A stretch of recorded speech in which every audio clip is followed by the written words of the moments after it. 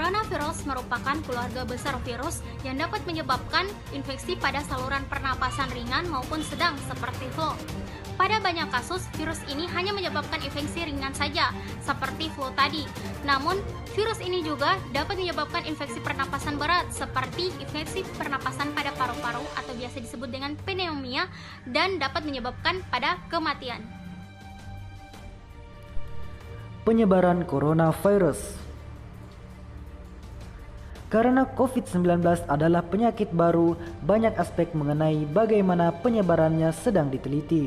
Penyakit ini menyebar selama kontak dekat, seringkali oleh tetesan kecil yang dihasilkan selama batuk, bersin, atau berbicara. Tetesan ditularkan dan menyebabkan infeksi baru ketika dihirup oleh orang-orang dalam kontak dekat, yaitu 1 hingga 2 meter. Berawal dari kasus lokal, COVID-19 menyebar ke seluruh dunia. Ini berganti dengan cara penularan yang disebut kasus impor dari luar wilayah. Asal atau transmisi lokal antar penduduk. Sejauh ini berbagai peristiwa yang pertama kali terjadi berkaitan dengan COVID-19 agak belum memberikan gambaran utuh tentang virus ini.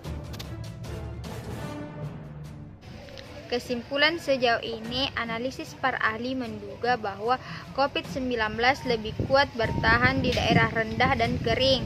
Walaupun virus ini juga mewabah di negara-negara dengan kondisi suhu dan kelembabannya udara yang sebaliknya. COVID ini juga rentan menyebabkan kematian pada penduduk usia lanjut. Namun ada juga penduduk dikelompokkan usia yang berhasil sembuh. Seorang bayi juga meninggal karena COVID-19. Selanjutnya, penyebab infeksi coronavirus. Infeksi coronavirus disebabkan oleh virus corona itu sendiri. Kebanyakan virus corona menyebar seperti virus lain pada umumnya. Yang pertama itu percikan air liur pengidap, misalnya batuk dan bersin. Kedua, menyentuh tangan atau wajah orang yang terinfeksi. Ketiga, menyentuh mata, hidung, mulut setelah memegang barang yang terkena percikan air liur pengidap virus corona. Dan terakhir itu melalui tinja atau feses. Nah, untuk yang terakhir ini jarang sekali terjadi. Untuk kasus COVID-19, masa inkubasi belum diketahui secara pasti, namun rata-rata gejala timbul setelah 2-14 hari setelah virus pertama masuk ke dalam tubuh. Bagian C terdapat gejala infeksi coronavirus, di mana virus corona ini bisa menimbulkan beragam gejala pada pengidapnya. Gejala muncul ini bergantung pada jenis virus corona yang menyerang. Gejala virus corona yang terbilang ringan yaitu terdapat hidung beringus, sakit kepala, batuk, sakit tenggorokan, demam, merasa tidak enak badan. 3. Komplikasi virus corona. Pada kasus yang parah, infeksi virus corona bisa menyebabkan beberapa komplikasi berikut ini. Yang pertama ada pneumonia atau infeksi paru-paru. Yang kedua, infeksi sekunder pada organ lain. Yang ketiga, gagal ginjal. Yang keempat, acute cardiac injury. Yang kelima, acute respiratory distress syndrome. Dan yang keenam yaitu kematian. Pada beberapa orang, COVID-19 dapat mempengaruhi paru-paru yang menyebabkan pneumonia.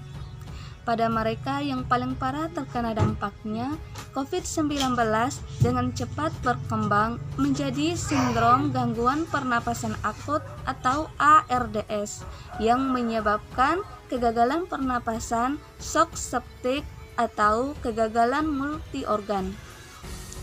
Pengobatan virus corona.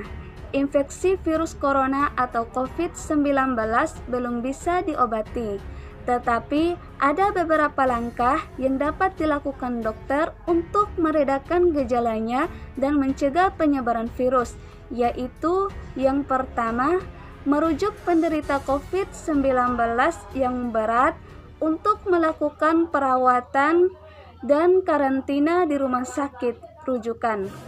Yang kedua, memberikan obat pereda demam dan nyeri yang aman dan sesuai kondisi penderita. Yang ketiga, menganjurkan penderita COVID-19 untuk melakukan isolasi mandiri dan istirahat yang cukup. Dan yang keempat, menganjurkan penderita COVID-19 untuk banyak minum air putih untuk menjaga kadar cairan tubuh. Pencegahan infeksi coronavirus. Berikut upaya yang dapat dilakukan, yaitu pertama, seringlah mencuci tangan dengan air selama 20 detik hingga bersih, dan jangan lupa mengikuti cara-cara mencuci tangan yang baik dan benar. Nomor 2, hindari menyentuh wajah, hidung, mulut saat tangan sedang kotor dan belum dicuci. Nomor 3, yaitu hindari kontak langsung atau berdekatan dengan orang yang sedang sakit. Nomor 4, hindari menyentuh hewan atau unggas lainnya. Membersihkan dan mensterilkan permukaan benda yang sering digunakan. Keenam, tutup hidung dan mulut ketika bersin atau batuk dengan menggunakan tisu. Kemudian, buanglah tisu dan cuci tangan hingga bersih. Ketujuh, jangan keluar rumah dalam keadaan sakit. Dan kedelapan, kenakan masker dan segera berobat ke fasilitas kesehatan ketika mengalami gejala penyakit saluran napas. Saat semua menghilang, kau tetap setia menjaga. Kau berkorban tanpa suara demi senyum yang lain. Saat semua tertidur, kau terjaga sepanjang waktu. Lupakan lelah ragamu demi raga yang lain.